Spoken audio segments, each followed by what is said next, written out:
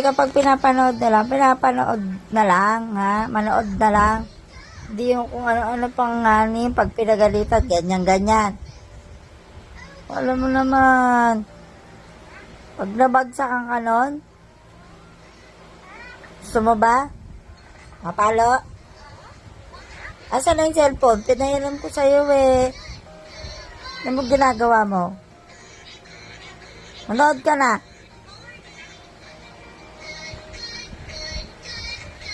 Pag pinagalitan, ganyan. Likot-likot naman.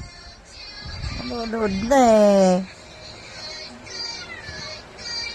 Alam mo, bait-bait mo dyan.